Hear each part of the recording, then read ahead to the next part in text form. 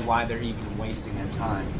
Why is the government focused so much on existing border security measures rather than fighting for the wall that he promised that he built? Thank you for an opportunity to show you some things. So if I can get the first image up. You asked. Did you guys avoid? No. But you literally could not have helped me out. This is what exists right now throughout our country. This is the kind of barrier that exists throughout the country. You see a place where cars can literally create little things and drive over. You've got places that can get burrowed under. That one they've cut through. That one doesn't seem to be too effective at keeping people in it. This is what those images represent our nation's current border security. According to a GA report from earlier this year, from fiscal year 2010 to fiscal year 2015, the Customs and Border Patrol recorded a total of 9,287 breaches in pedestrian fencing at an average cost of $784 per breach to repair, right? So every time that they cut through, break through, put something over, it's costing just under $1,000 for us to go out and have to fix. Now to the next slide. You had no idea you were getting this, did you?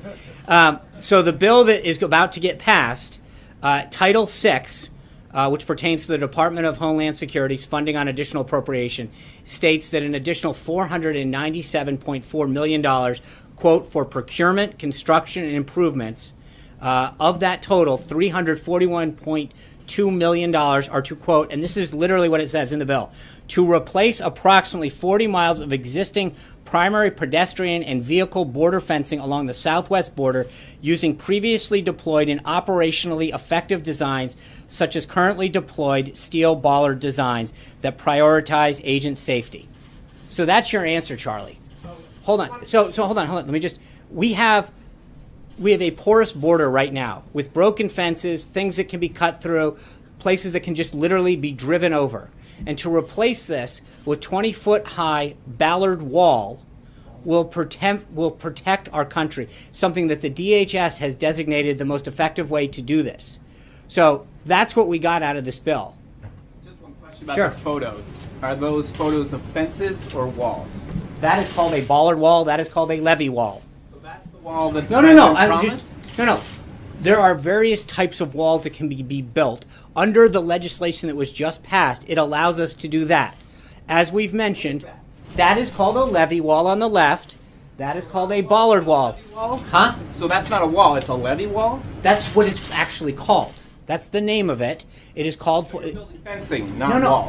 In this current bill, it allows us to do the following. So to be clear, in several areas along our southern border, we have what was in the first slide, which are areas in which someone can literally cut through with a pair of wire cutters or put a little barrier over that a car can drive over the top.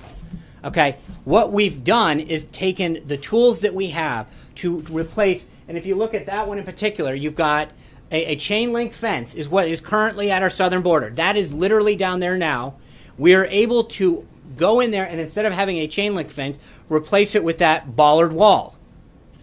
That's what it is. But it's not the wall the president promised. Hold on. Hold on, Jim. We're going to take turns. But just to be clear, because Charlie asked the same thing, so I'll give you a little help on this one, that this is the 2017 budget.